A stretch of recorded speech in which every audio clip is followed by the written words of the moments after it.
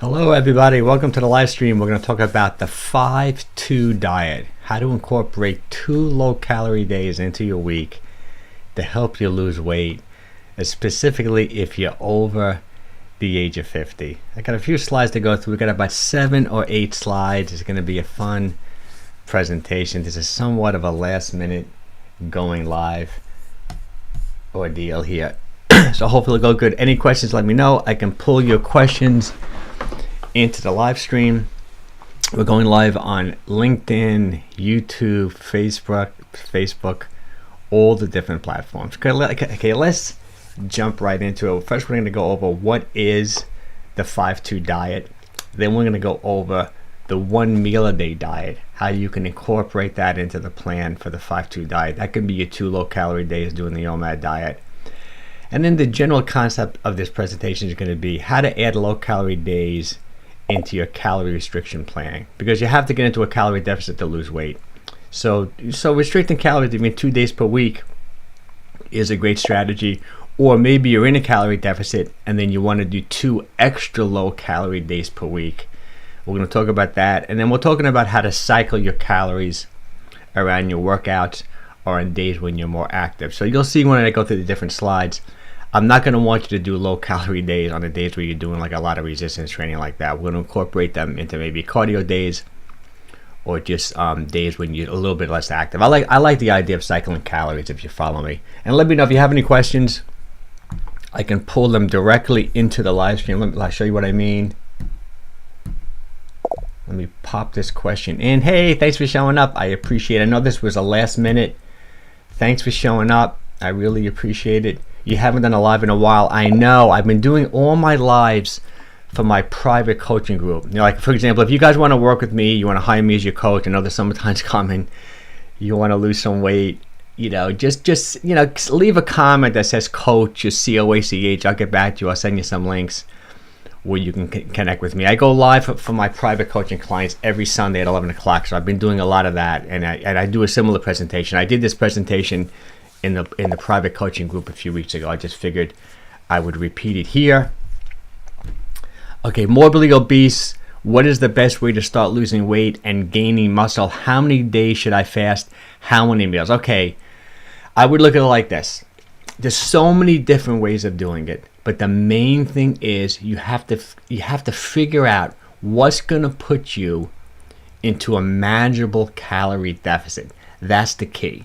You can do it with intermittent fasting or time-restricted eating. The general rule for me is if you give yourself a smaller eating window, you're automatically going to eat less. So if you give yourself like an 8-hour eating window without necessarily counting calories, most likely you're going to be in a calorie deficit. There's no guarantee, but most likely you will. I would love you just to track calories, like use MyFitnessPal. When I work with my coaching clients, I help them lose like tons of weight. I want them to track calories.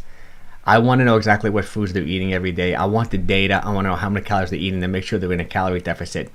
But you can follow this presentation like what I'm doing here. For example, just throwing in 2 low-calorie days per week is a great way to get you into a calorie deficit. How many meals? These are all things that are so debatable and personalized. I'll give you my go-to plan that I think has worked incredibly well for so many people. 16-8. You fast for 16 hours every day, which is time-restricted eating.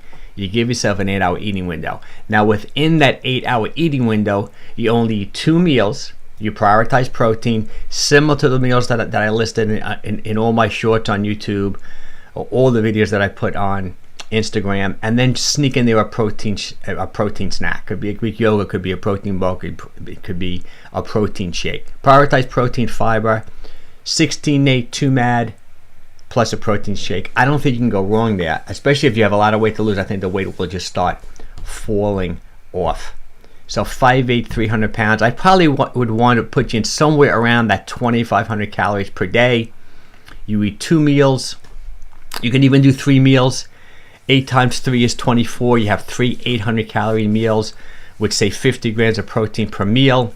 I think the weight will start falling off. I would want you walking and doing some resistance training as well. Or you can follow exactly what I'm going to be talking about in the presentation today. Okay, so let's talk about this. What is the I like to say modified 5-2 diet. The 5-2 diet means that 5 days out of the week, you're eating normally. Now, if you're in a calorie deficit, that's great. But then 2 days out of the week, you're going to go a little bit deeper, and you're really going to restrict calories. Let's see what we got here. True believer. Is OMAD 4 times a week sustainable for long term? I think it is. I've changed my opinion on that. Maybe a few years ago, a year ago, I would say not necessarily, because I felt that you couldn't eat enough protein with only eating 1 meal a day. But there's so much new research now saying that you can eat like 100 grams of protein or more within just 1 meal, and the body's going to take like 12 hours to process and digest and utilize that protein. So I do think you can 4 days per week long term do the OMAD diet, as long as you're eating really well, you're taking in a good amount of protein within that 1 meal, and you're taking good nutrition. And then you still got 3 days of the week to up your calories a little bit more. I just wouldn't want you to just be in a calorie restricted state for extended periods of time. Not good for your metabolism. It's nice to cycle in and out of a calorie deficit. That's my favorite way of doing it. Okay, so back to the 5-2 diet.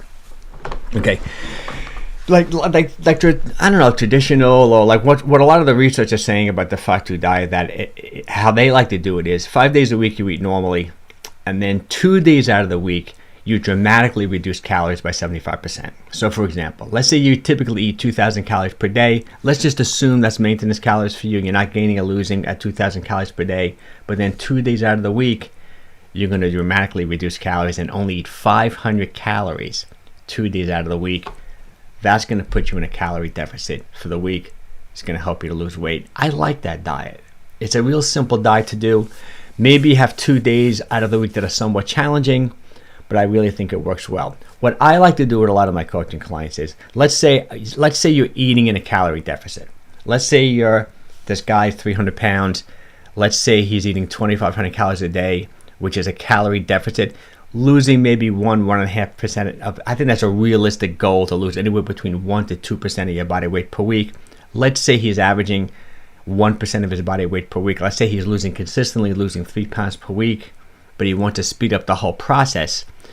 So even though he's in a calorie deficit, or she's in a calorie deficit, you can say 2 days out of the week you want to be really aggressive and reduce calories by 75%. So for example, I have my phone here. Let me figure it out. So let's take 2,500 calories, 25. Let's multiply that by 0.25. So that means 2 days out of the week, you're only going to eat 625 calories. It's going to speed up the whole weight loss process. I think it's a good diet. You can do it either maintenance calories and then 2 days out of the week be really aggressive, or you can be in a calorie deficit and then go even lower 2 days out of the week just to speed up your weight loss. I think it's a great way to do it. You can go either way. Once again, though, I would want to take you out of a calorie deficit every 8 to 10 weeks. Make sure you're in maintenance calories. Do like a diet break, because it's good for your metabolism. I don't like to keep people in a calorie deficit for more than maybe 8 to 10 weeks without taking a break. But if you're doing maintenance calories, like you're eating maintenance, and then 2 days out of the week you're just being really aggressive, you never have to take a diet break. I think it's a good diet approach. 2 days out of the week to really restrict calories. There's a few other different ways of how you can do it. Also, any questions about anything, let me know. And once again, thanks for leaving coaches a comment. If you want to hire me as your coach, I know sometimes come and you want to lose some weight, get in top shape, leave a comment, coach. I'll get in touch with you, and we'll see if you're a good fit to work with me in my coaching program. Okay, so let's talk about why I like the 5-2 diet in a little bit more detail. Low calorie days are a fantastic strategy, especially after high calorie days. This is what I mean by that. I also like the 5-2 diet as like flexible dieting, meaning that if you know one day you overeaten, let's say you had a cheat day, or let's just say you just overeaten one day, never put 2 bad days back to back. That's one of my general rules that I teach my coaching clients. If you have a bad day, follow it by a good day. You can't put 2 bad days together. My other rules are like, don't drink alcohol 2 days in a row. Don't miss your workouts 2 days in a row. Don't overeat 2 days in a row. If you have a bad day and you overeaten, follow it by a low calorie day. And just think about it. If you're doing the 5-2 diet, like 2 days out of the week, if you overdid it, the next day really cut back on calories. I think it's a great strategy, and it nips it. I find that people who run into trouble, let's say they're on a diet, they're doing well, then they fall off the diet, they go out, they overeat, maybe they drink, they just have like kind of a fun night. They wake up the next day and just say, you know what, I'm off my diet, why bother? And then they're like eating bad for the next weeks, if not months. The key, I think, to being consistent is if you have a bad day, follow it by a good day. Instantly nip it. It's also good for controlling hunger. Let's see. Okay, can I get off metformin with the OMAD strategy above? You know, I've worked with numerous clients over the years who were type 2 diabetic and metformin and got off. I think it's possible. I don't know what your numbers are, what your A1C is, but look at it like this, true believer. You got to get into a calorie deficit, and you have to improve your diet. You got to work out. You got to do all the things, right? You know, take your body weight, multiply it by 10. I think that's a good place to start for a calorie deficit. Prioritize protein with every meal. Eat a high fiber diet. Eliminate processed foods. You don't want fructose. You know, eliminate the horrible sugars, the processed foods. Walk every single day. I think everyone should be walking 60 minutes every day, twice a day if possible, 30-30. You have to do sometimes resistance training a couple days a week. Maintain your muscle mass when you're losing weight, right? Do those things. I think it's very possible for you to get off of medication if you're type 2 diabetic. I mean, I'm not a doctor, but I've worked with numerous people over the years that I was able to do it with, and help them do it. No doubt about it. Hey, good information. Thanks, Nikki Starr. I appreciate it. A1C 6.9. I mean, you can do it. I mean, work with your doctor. Talked about it. You know, I've helped numerous people like that. Take it one day at a time. Very possible. I can't say for sure, but I've had people on metformin and insulin who've turned it around. Right? You got to start losing some weight, and, you know, improving your health. It definitely, I think you can do a lot with it. Okay, 1 or 2 days out of the week when you're only doing cardio or walking to reduce calories for the whole week and speed up fat loss. This is what I mean by that. On the days when you pick your low calorie days, don't pick a day when you're like going to the gym and you're going to do your resistance training. Don't pick a day when you're playing tennis. Don't pick a day when you're going biking for 2 hours. Pick a day when you're not as active. See, I schedule different activities within my week. Today is my OMAD day, because Saturday night's a day where I typically overeat a little bit. Like, I eat really good all week, but then Saturday night, me and my wife, I had some Italian bread last night. I had some fresh mozzarella. I ate things I typically wouldn't. So today, I'm just walking today, because on Sundays I just walk. I'm going to walk for 90 minutes today. I'm doing the OMAD diet. I'm only eating one meal today. Today's my low-calorie day. I'm probably going to take in about 800,000 calories. I typically eat like 2,400 calories for the day. You know, so do it like that. I don't want you guys to be hungry, feel lightheaded. If you're new to this 5-2 diet, pick 2 days out of the week when you know you're just walking, you're not doing any intense activity. Okay, let's go, Nikki Starr. See what we got here. I'm not a diabetic, but I'm 5'6", 214. I'm trying to lose weight in menopause. So I find this very good. Thanks. It helps. I lost 35 pounds already, so I'm looking for more. Oh, that's fantastic. I'm so happy for you. Okay, so I'm assuming, I hope I'm pronouncing your name right, Nico Starr Bonds. I'm assuming you've been watching some of my videos and you're using my weight loss calorie formula. Maybe you're at 214, maybe you're eating 1,600 calories a day. I know menopause is challenging. I work with, once again, dozens and dozens of women, if not more. You know, I've owned my gym in New York for 37 years. Literally helped thousands of people. Right? But even though you're in menopause, you still have to, you know, do some resistance training a couple of days a week. Right? Walk every single day. Be in a calorie deficit. Prioritize protein. It's going to put you in the right direction. Yes, it's going to be more challenging for you. That's just how it is. I'm assuming you're working with a doctor. Your blood work is hopefully good. Your hormones are within the ranges for your age. Hopefully your thyroid, everything is good. You gotta just stick with it, right? I would probably also take some diet breaks here or there. See, it's not good to be in an aggressive calorie deficit for more than 8 to 10 weeks. Metabolic adaptation can get over exaggerated. Metabolic adaptation means that when you lose weight and you get smaller, your metabolism slows down. You're a smaller person. You can over exaggerate that by like aggressively restricting calories. So I would say at 9, 10 times your body weight is a good calorie restricted state. Make sure you're getting a good amount of protein. But every 8 to 10 weeks, go to maintenance calories. And I would track everything. Nico Stahl, I really would. Use MyFitnessPal. Use one of those things. When I work with coaching clients, I have my own app that I want people to track their calories, their food with. I want to look at that app every single day, see what their numbers are. You need the data, right? You'll feel so much better when you see that, maybe your calories are creeping up and you stop losing weight, and you need the information. I know it takes time and it's a little bit of work, but you get good at it really quickly. It's that first week that's a little bit challenging. You can save your favorite meals, you can save your favorite food, and bop. I've been doing it like for years. It's so much easier than you think to do it. I would do that. Let's see what we got here. We got some other questions. Oh, I like all the questions. This is great. Okay, Anna, let's see. I like fasting 18/6. Is it okay for premenopausal women to fast daily? Yes. I mean, my general rule would say yes. If you're having a hard time around your menstrual cycle, if you're you may not want to. Like for example, I wouldn't want someone who's trying to get pregnant, or maybe around their menstrual cycle, maybe to fast. Just to probably no reason to do it. I like 18/6. I think it is a good strategy, a 6-hour eating window. You just have to make sure you're taking good nutrition within those 6 hours. 6 hours could be a little tight. I personally like an 18/6. 16/8 probably gives you a little bit more flexibility. But truthfully, it's all about calories and protein. The reason why I like intermittent fasting and time restricted eating so much is that it really makes people eat less. I do think there are some benefits, though, of fasting for 16 hours.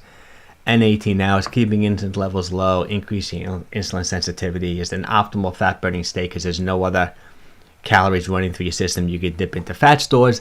There is something to autophagy. I got some slides here, but a 16 to 18 hour fast, you're slightly maybe dipping into autophagy. The cell cleansing, the recycling of weak and damaged organelles.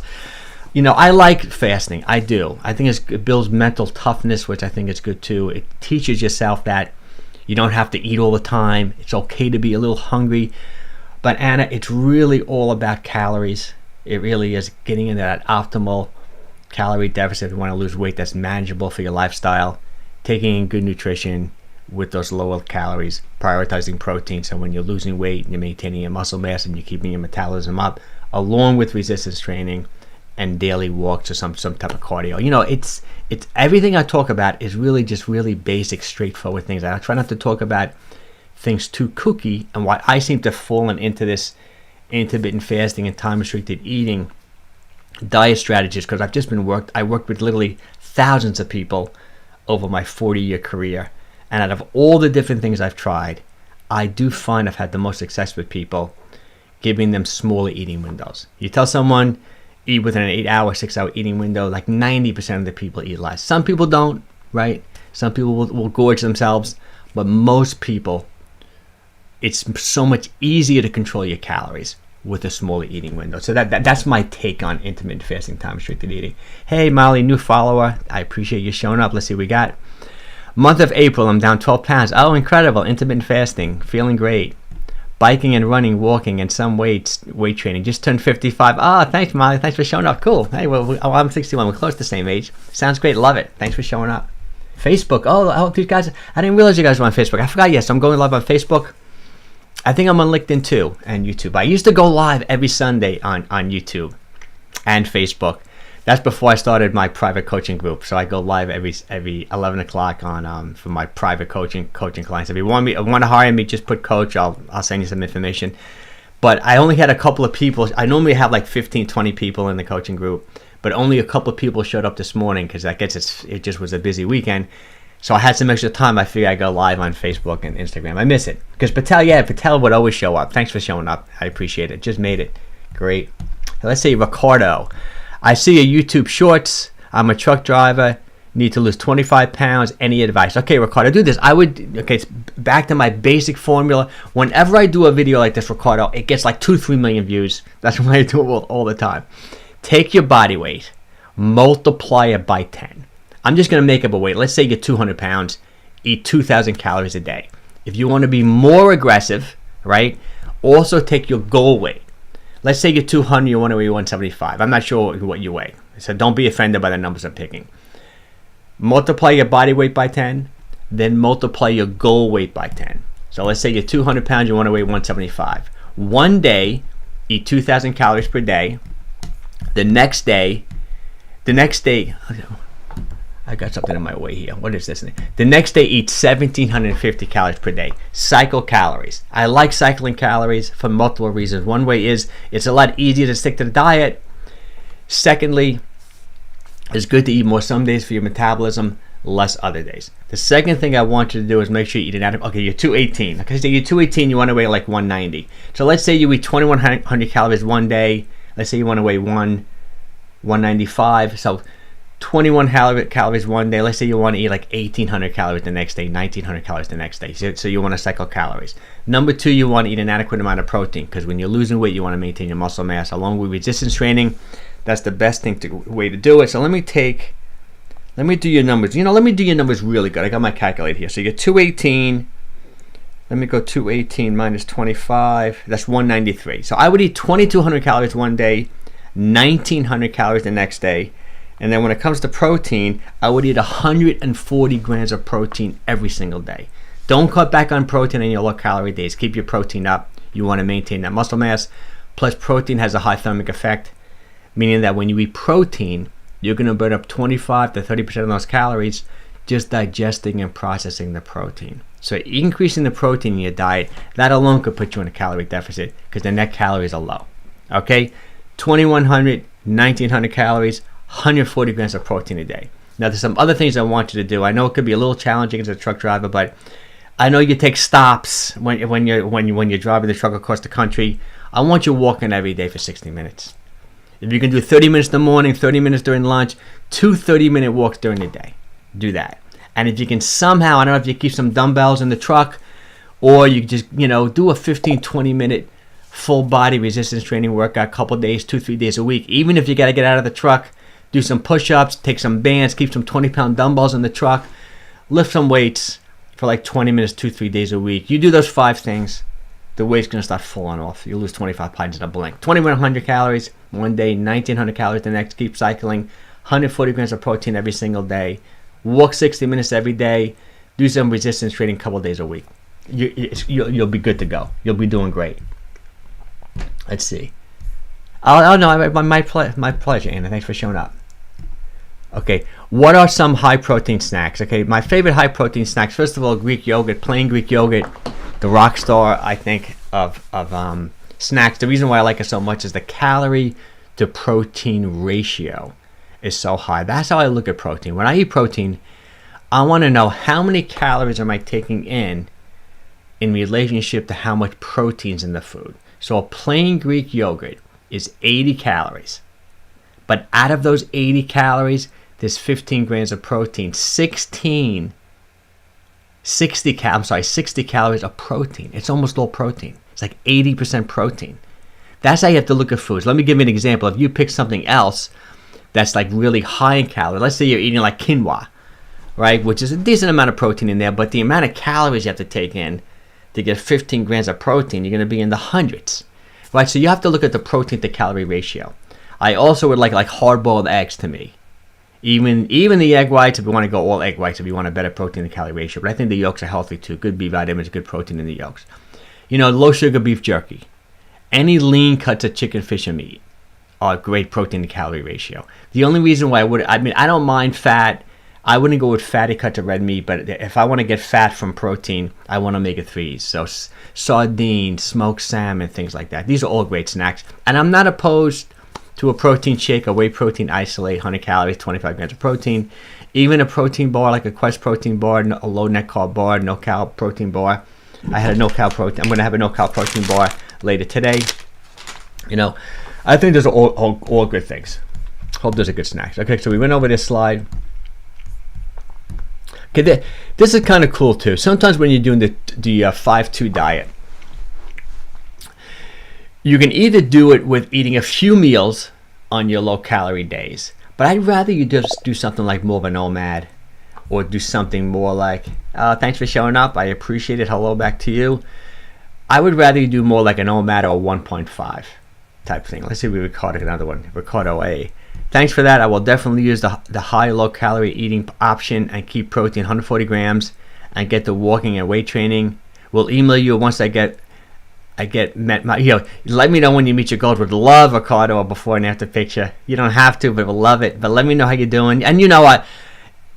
I'm active. I'm active on YouTube a lot too. But on Instagram, I post my videos. I do a video every single day. YouTube maybe a couple times a week. But I'm going to start going live a little bit more on YouTube if I can, because it's kind of fun. Okay, so right, this is how I'd like it to do it. On those 2 low-calorie days, let's say you're normally eating 2,000 calories a day. You want to do 2 low-calorie days per week where you're only eating 500 calories. Either you can have a few snacks, but I'd rather you just have one good meal, like do an OMAD, or do an OMAD with a little bit of a protein shake. That's probably my favorite way of doing it. First of all, there are benefits doing it. You're going to be fasting for 22, 23 hours. So you do get a little bit of that autophagy. You get the low sugar, you get the low insulin levels, which can increase your insulin sensitivity. And then you just have one meal and maybe a snack. Or even doing like a 24, where you fast for 20 hours and then you eat like 1.5 or maybe 2 meals within a 4-hour eating window. On those low-calorie days, I'd rather you do it like that than just to be snacking all day. So you minimize those insulin spikes. But you can really do it either way, How I like this is I have a lot of clients who, for example, are in a calorie deficit. Let's say they're a 200-pound guy. Once again, I got the guy averaging 1,800 calories a day, right? So say he's losing 2.5 pounds a week. He wants to lose weight quicker. So I'll say to him, okay, start doing the 5-2. Throw in 2 low-calorie days a week, but don't go super low. Go half your normal calories. So 2 days out of the week, eat 1,000 calories twice a week, 2,000 calories 5 days a week. But on those 1,000 calorie days, fast for 20 hours, do like 2 meals or 1.5 meals, 500 calories each. I like that, as opposed to me telling someone, eat 1,000 calories and just like, a whole bunch of small meals during the day. I'd rather you get that 20-hour fast and take in 2 meals within a 4-hour eating window. Then you're getting the best of both worlds, the low insulin, the autophagy, all the good stuff that fasting can bring you, insulin sensitivity, and then you take in your calories in 2 meals. I'd rather you do that than spread the calories out. And here are some of the benefits of what I'm talking about. I'll give you another slide on this, on why I do like, besides it being so much easier to stay in a calorie deficit, I do think there are benefits to fasting for 20 or 23 hours, occasionally. And one is obviously calorie restriction. There's the hormonal benefits, that insulin-glucagon relationship. I don't mean to get too sciencey though, but when you eat a meal, pancreas produces insulin to lower blood sugar, right? When your blood sugar gets low, or maybe even too low, the body produces glucagon, which increases blood sugar. So for example, if you want to burn body fat, you want the glucagon, because you're releasing energy to be burned, right? You're releasing fat to be burned. You want glucagon to be high, you want insulin to low. That's an optimal state to be in to burn fat. But if insulin is high and glucagon is low, you're in storage mode. So these are the guys like Ben Bickman. I love that book, Why We Get Sick, and Dr. Jason Fung, the BC Code guys. This is a lot of the reasons why these guys, these doctors, these professors think that insulin is such a key factor in losing weight. I definitely think it's a key factor, but my own personal belief is calories are still the most important. That even if you're restricting calories, you can create a similar environment, even if you're eating 3-4 meals within the day. But I think the best of both worlds is to do like some fasting, some intermittent fasting, time restricted eating, along with whole natural food diet, moderate in carbohydrates, high in protein.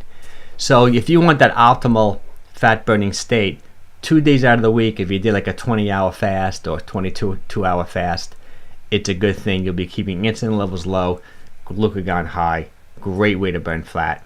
Number 3, you'll be increasing insulin sensitivity, which is great. So when you do eat, insulin can work properly, right? But if you're cranking out insulin constantly and you're just nibbling and eating, like snacking like crazy, you got to stop snacking. Most people, there's a couple of things that I find are like critical things that keep people overweight, especially when you're older, is that you eat like 2 or 3 good healthy meals. Maybe you're in a calorie deficit, and then you snack your way out of a calorie deficit. I mean, that's such a common pattern. I see, like when I look at my coaching clients and I see some people aren't doing well, and I'm looking at the app and I see what they're eating, I say, that was a pretty good lunch. That's a pretty good dinner. What's going on? I say, oh, look, you're snacking.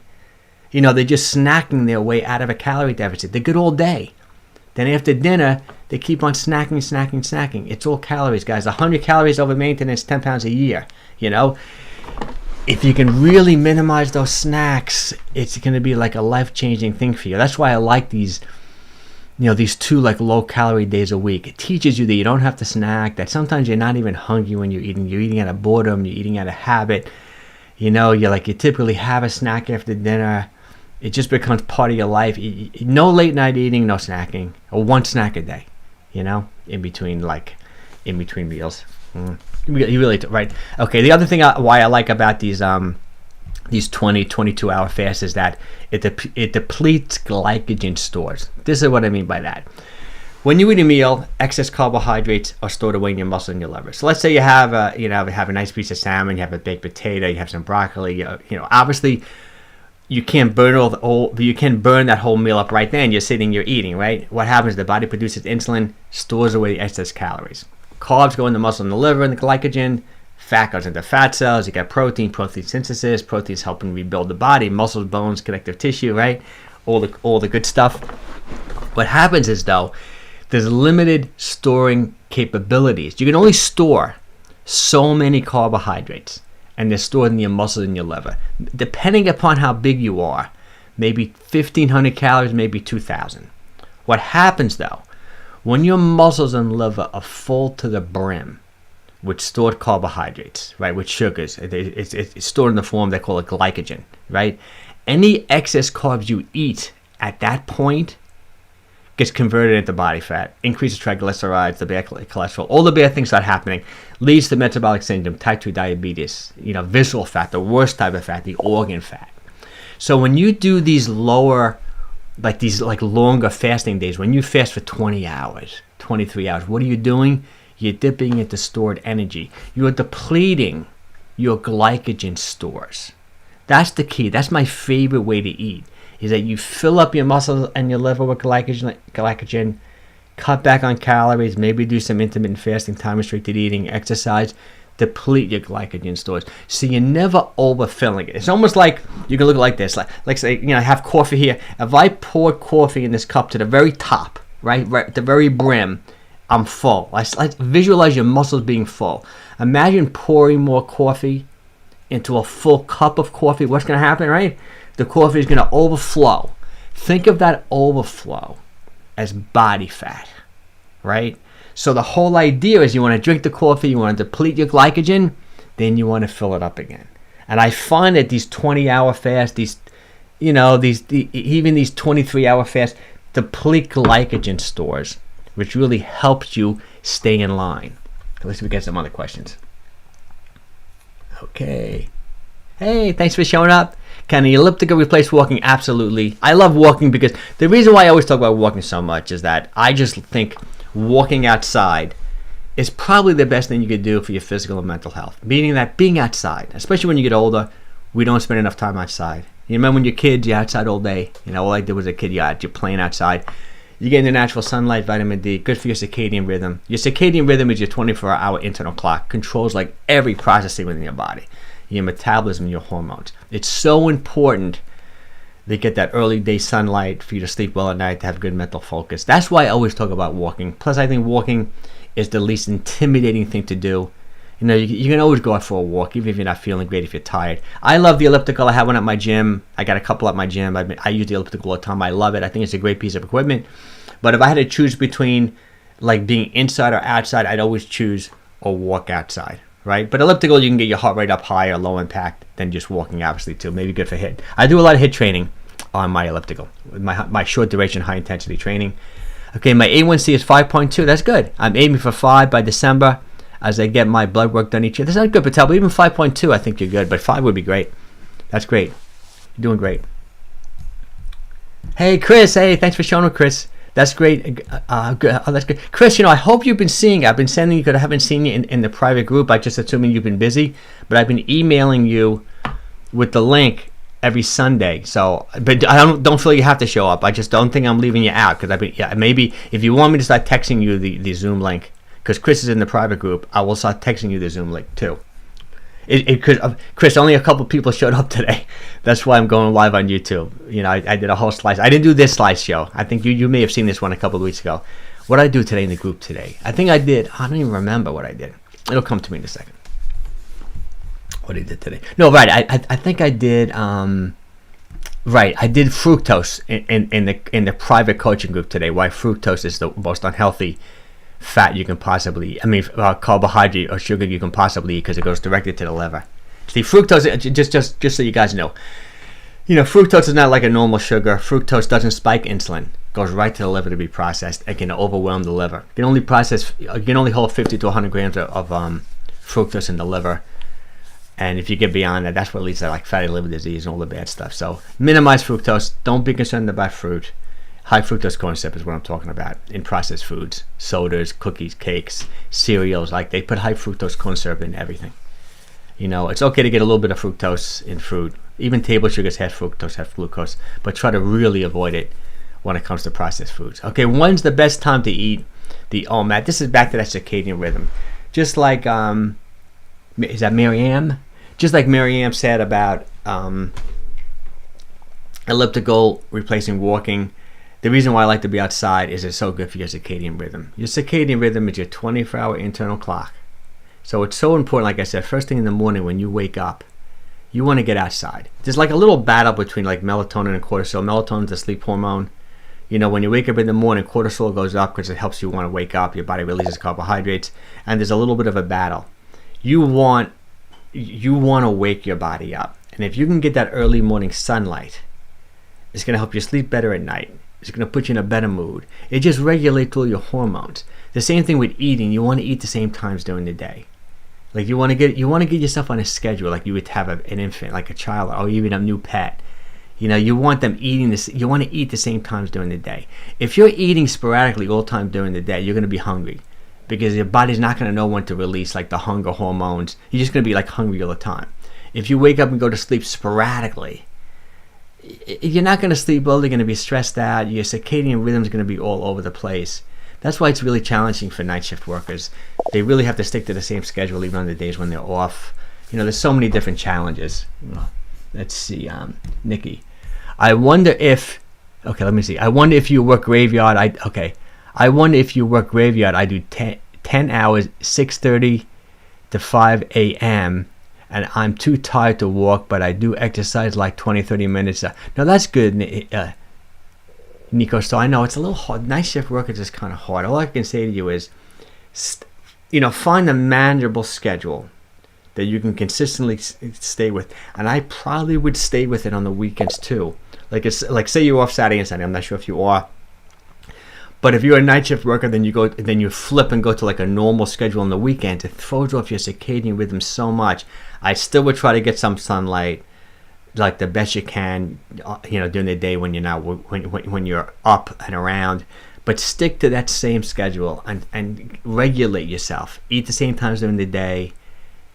Wake up, go to sleep the same time all the time. Get yourself used to whatever that schedule might be. But you do want you need the light too, obviously. Okay. Let's go back to this. So, and there's another note too. It is better from all the new research that if you are going to do these low-calorie days, if you can take in your calories earlier in the day, it's probably always a better idea. Even in general with time-restricted eating, intermittent fasting, all that. If you can be more like a 10 a.m. to 4 in the afternoon, or even 11 to 5, 11 to 6, that's better, in my opinion, than doing 12 to 8 or 1 to 9. Now, try to take your calories earlier in the day. There is a reasonable amount of research saying that it's better for maintaining muscle mass. It's better for your circadian rhythm than taking your calories earlier in the day. You don't have to do this. I have a hard time with it a little bit because socially I want to eat with my wife and kids, especially when my kids are home. They like to eat a little bit later, so I may go off a little bit. But generally, I like to eat between, maybe 10 to 6, 11 to 7. 11 to 7 I like too. I think that's a pretty good schedule. But if you're only doing that one meal for the day, don't do it at like 8 o'clock at night. Try to take it in earlier in the day. That's the main gist of this. How do I lose the vacation weight? Yeah, you know, Sally, is that Shelly? That's it. You have to use my basic formula. You have to get into a calorie deficit. I mean, that's the key to everything. There's so many different ways of doing it. The best, I think, is to track calories, count your calories, right? Make sure you're in a calorie deficit, multiply your body weight by 10. Like I always talk about, you could do time restricted eating, intermittent fasting. If you don't want to track calories, give yourself a smaller eating window. If not every day, a few days during the week, you should eat less and get into a calorie deficit. There's so many different ways of doing it. But the key is, in my opinion, that's why all these different diets work, like the carnivore diet, the keto diet, low carb. That's what I did today. I did low carb and fructose. All right, I'm repeating myself. You got to find a way where you're eating less, right? That fits into your lifestyle. That's why I like intermittent fasting, time restricted eating so much.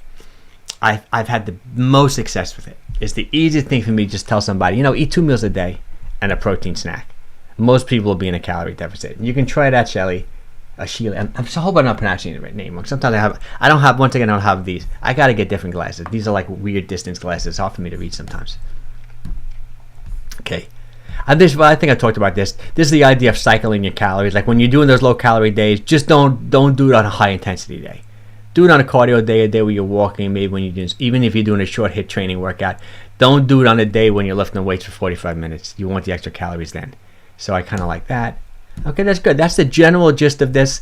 But the general big takeaway from this is that throwing in 2 low calorie days a week, I think, is a great strategy for either speeding up weight loss if you're already in a calorie deficit, or let's say you don't want to necessarily change your diet too much. If you just have 2 days out of the week where you eat at least half of what you typically eat, the research is saying more 75% of what you typically eat, it's a good strategy, I think, for weight loss, even long-term weight loss. Let's say you eat normally 5 days a week, but then 2 days out of the week, you reduce calories by 75%. Oh, hey, Jeff, thanks for showing up. I know another last minute live stream. Let's see what you got. Okay, from what you said, it sounds like for the low calorie days, the best thing to do is to calculate protein goal first. Yes, I totally agree. And then figure out how many calories that is and try to aim for not much above that. Love it. That's exactly what I would do, Jeff. You totally understand what I'm trying to say. So let's say, for example, your low calorie day. I'll figure it out for you right now. Let's say your low calorie day is, let's just make it up. Let's say it's 600 calories, right? You get 600 calories. I'm going to divide that by 4. So 600 calories would be 150 grams of protein if you ate pure protein. Let's say you went half that. Let's say you went 75 grams of protein, which is like a nice 12-ounce piece of like chicken, fish, or meat, and then it still gives you another 300 calories that have some vegetables or a sweet potato, something along with it. So think about that. Or you can have like a nice 9-10-ounce piece of chicken, fish, and meat, and then have 2 different colored vegetables. Or you can have a sweet potato and maybe a little bit of broccoli. Have that one meal for the day. That would be like ideal on your on those 2 low calorie days per week. But I should have emphasized that more. I'm so glad you brought that up. When you're doing that low calorie day, still prioritize protein. That's the key too. Those are the 2 biggest. I like to say there are 3 main factors, I think, to lose weight, to maintain optimal weight that you always have to focus on. First of all, calories are the most important thing. Being in a calorie deficit or just, maintenance calories, it's hard to figure out what your maintenance calories are. That's why it's so good to track. So calories are most important. Secondly, eating an adequate amount of protein for the thermic effect for maintaining muscle mass. Actually, just satiety. You eat protein, not hungry for hours. Incredibly satisfying, the protein. And then I always like to throw in fiber. Like make sure you're eating 20, 25, 30 grams of fiber a day. I eat more than that. And why I like to throw in fiber, it just guarantees that you're eating healthy food. Like you're eating some fruits, you're eating some vegetables, even like sweet potatoes and things like that have a reasonable amount of fiber. And that's why I love avocados. 14, 15 grams of fiber in an avocado. But if I didn't add the fiber, I find people can backfill their calories with not necessarily healthy food, because you still can lose weight if you're in a calorie deficit, even if you're eating junk food. The thing is, though, I don't think you'll have as much muscle mass in your body. I don't think your blood work will be as good. I don't think you'll be as healthy, have energy, sleep as well, control blood sugar as well if you're eating junk in a calorie deficit. So if I tell someone, number 1, get into a calorie deficit. Number 2, eat an adequate amount of protein.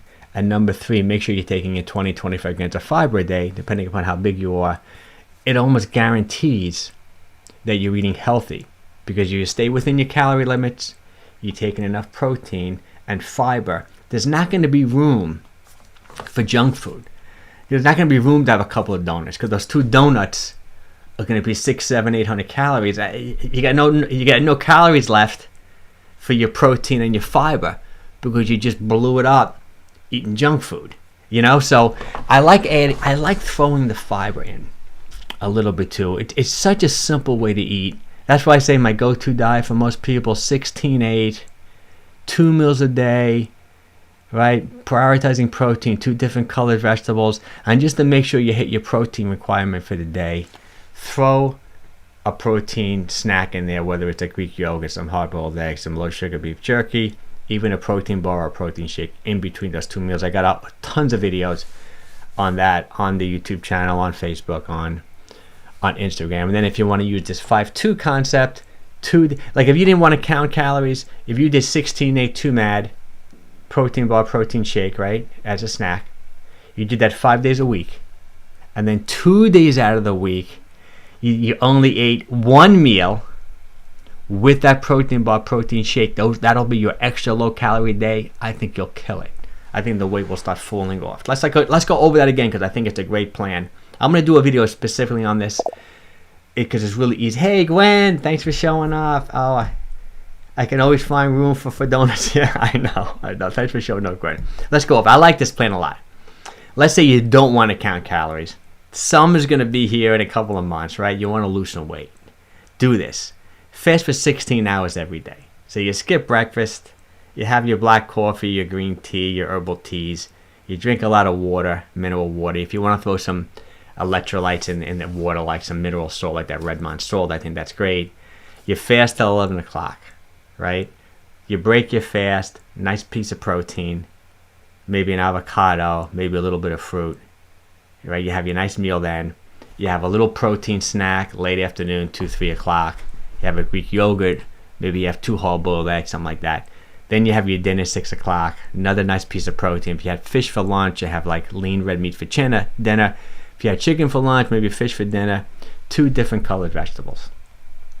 No food after 7 o'clock. Hard rule, right?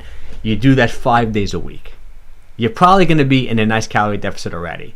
But then to speed it up, 2 days out of the week, you're going to do OMAD 1.5, meaning that, say you're going to fast for 20 hours, or even if you don't want to fast for 20 hours, let's say you're going to stick to the same schedule. So at 11 o'clock, instead of having that full meal, you're just going to have like a protein shake. A scoop of whey protein isolate in water, 120 calories, you get 25 grams of protein. You suck that down, or you eat a protein bar, or you have 3 hard-boiled eggs, or you have a Greek yogurt.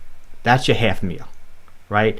Then dinner, 6 o'clock, 5 o'clock, nice big piece of protein, 10 ounces of protein. If you're petite gal, maybe only 8 ounces. The guys here, 10, 12 ounces of protein, get 75 grams of protein. 2 different colored vegetables, or maybe a sweet potato, some broccoli. That's the low-calorie day. If you did that, the weight's going to start falling off. I'm telling you, it'll really work. It really will. Hey, Mike. George from where is that? Orkney Islands? I don't even know where that is. Where is that? That's pretty cool. Thanks for showing up. I hope I'm pronouncing that right. Orkney Islands, 7888. Pretty cool. Let me know where that is. Hey, Mike. Hey, thanks for showing up. I appreciate it. I have to start announcing it because we got a lot of people in the room already. I'm sure a lot of people would have showed up. I got to start doing maybe every other week a live stream like this. I just put so much time into my private coaching group, and I prepare the slides. I do that every once again, to keep plugging myself. If you want to hire me as your coach and you need a little bit more help, you want a ton of accountability, if you work with me one-on-one, I email you or text you every single day. We have a private group coaching call every Sunday at 11 o'clock. There's a ton of accountability. Every 2 weeks we do a private one-on-one video call. If you need help, if you want accountability, if you want someone, you got to be ready though, because I'm on you every single day. Leave coaches a comment. I'll send you a link. to you watch a short video. If it looks good, we do it. I'll set up a free video call with you. We'll see if we're a good fit. If you want to hire me as your coach, I only take on 20 people. I think I have 3 spots open right now left in the coaching program. Once they're full, they're full. Then I work on a waiting list to get people in. But it's an investment to work with me. Just keep that in mind. So what do we got, guys? Andy, we've been going live 50 minutes. Like I said, I've been fasting all day. Gonna go do my own mat. Oh, yes. I will contact you for sure, and I'll send you a link. There's probably a link. I'm not sure where you're watching this. I think you're watching on YouTube. There's probably a link in the top in my profile. You can click a link that'll bring you to, like, you watch a short video, a 1-minute video. I talk about the coaching program. Then you fill out this application. I'll tell you how much it costs to work with me. It'll be in the application. You answer like 5 or 6 questions. The last question will tell you how much it costs. If it looks interesting to you, how it works then is you click the discovery button. It's going to take you to my calendar, and then you book a video call. We talk for like 30-40 minutes. You tell me your goals in great detail. I'll explain to you the coaching program. It's not really a sales call. I'm such a soft seller. It's not a pushy call. You'll even get a lot out of the video call anyway. It's kind of like you almost get like a private session that normally would charge like $400 or $500 for. You almost get it for free just by booking the that free discovery call, which is kind of cool. All right, guys. So before I go, I got a few more minutes. Any questions in general? Okay. This is Jeff. Okay. You said it already, I'm sure, but what is the formula for finding how much protein you need? I like to use two different. Oh, I got something in my eye. I like to use 2 different formulas. If you don't have too much weight to lose, I would take your body weight and multiply it by 0.7. But if you have a lot of weight to lose, let's say you got 50 pounds to lose. Let's say you're 300, you want to weigh 250, or you're 250, you want to weigh up 200. Use your goal weight. Just multiply your goal weight by 0.7. And truthfully, if I work with you one-on-one, I may change that a little bit. Some people I may go with 1 gram of protein per pound of goal weight, even more protein. It just depends. But that's a nice general guideline. Is 0.7 either times your normal weight if you got like 10, 20 pounds to lose. If you got like 40, 50 pounds, use your goal weight to calculate protein. Okay, a workout routine. The workout routine is really... It's interesting because I'm dealing with people. My niche, or who I deal with, is I'm 61. I deal with mostly people over 50, and so many people over 50 like myself are so banged up, meaning that one guy's got a bad knee, this gal's got a bad back, this guy's got a bad shoulder. So it's hard. I don't really talk about like workout routines that much anymore because I feel like it's so customizable. But in general, I would say a couple of rules.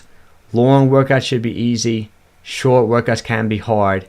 I like to do like a couple days a week, 2 short high-intensity workouts per week where you spike your heart rate maybe 15, 20 minutes. Those long daily walks. I like full body resistance training.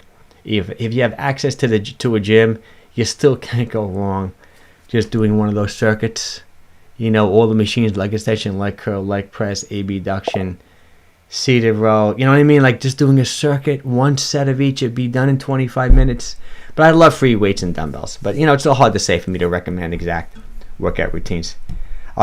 Thank you so much for Nico Star. Such a cool name. I appreciate you for showing up. I appreciate it. Thanks.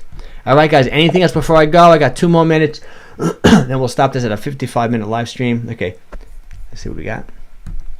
Is it okay to complete the diet with low redox signaling cells? I don't even know what that is. I'm not sure what that is at all. Signalizing cells. I'm not sure what you mean by redox. Is that some type of supplement, like an hydroxycut or something like that? Explain to me what that is, because I'm not sure what that is. Okay. Any alternative for avocado in the first meal still get fiber? Yeah. I would, Marcus. I just would stick with high fiber vegetables. Just general vegetables in general.